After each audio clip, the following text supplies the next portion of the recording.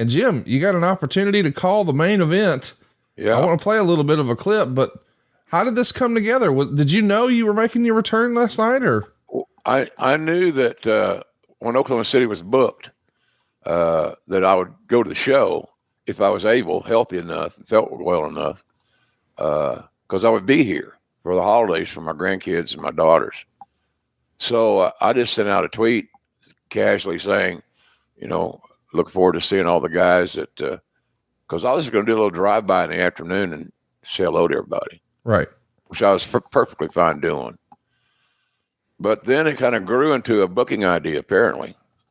And the response on social media, on Twitter especially, was overwhelming. And that influences a lot of people in their decision-making sometimes. So all of a sudden it became a thing. And then Tony promoted it on his piece of business, and Tony Khan obviously liked the idea. I didn't know until we started to walk out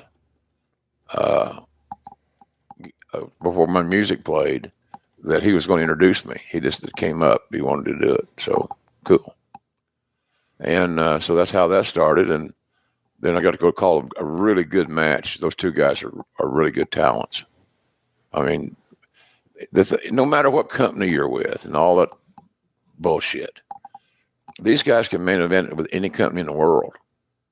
Jay White and John Moxley, anywhere. And, AEW's got them, and they're lucky to have them. And I thought those guys really maximized their minutes on Wednesday night.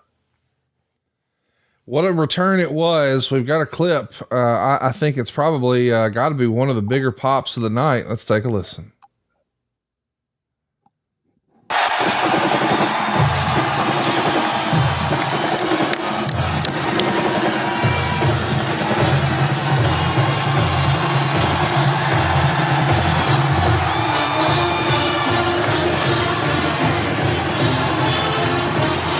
Nice music.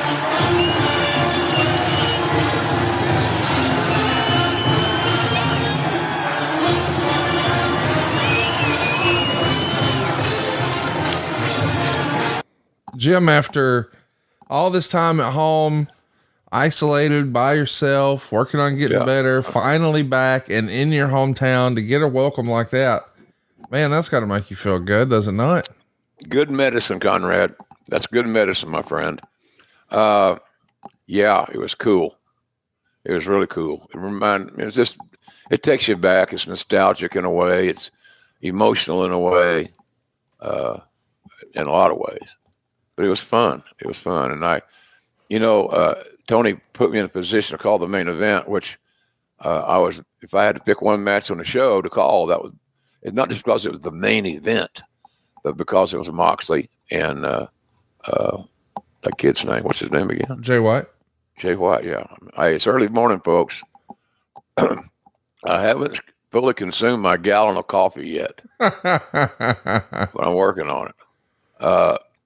So anyway, it was a good night. I saw Dean Malenko. Malenko's had some health issues, and I saw him there. And he had brain surgery. Oh wow! I had no idea.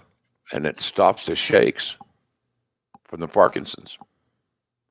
And he's had the surgery. Wow, that's fantastic. Well, that's great news. Yeah, he's such a sweetheart of a guy. He's one of those unsung guys that's such an MVP at AEW because of his guidance, his coaching. He encourages the talents to bring with them to him what they want to do or what they've been loosely structured to do. You're going over, this guy's whatever. And then he helps them. He contributes. It's teaching. All that is coaching. And he's really, really good at it. I also saw Scotty Too Hottie there, Scott Garland. I guess he's going to contribute as a producer. Oh, wow. I hadn't heard that. Yeah, he was there. Good kid. I like him. I hired him way back in the day. Him and Brian Christopher made a good tag team. Yeah. Good mid-card babyface tag team. Always good on the card. You know, both very talented. A lot of people don't realize just how talented Brian Christopher was, but unfortunately, some of the other issues in his life distracted many fans from acknowledging that or letting that soak in. Really, really good. So he and Scotty blended well. So, but I'm glad he's there. He'll do a good job. He'll have young ideas. He's an old school at heart, old soul type thing. So that's a great get by Tony Khan, I think, with Scotty Garland.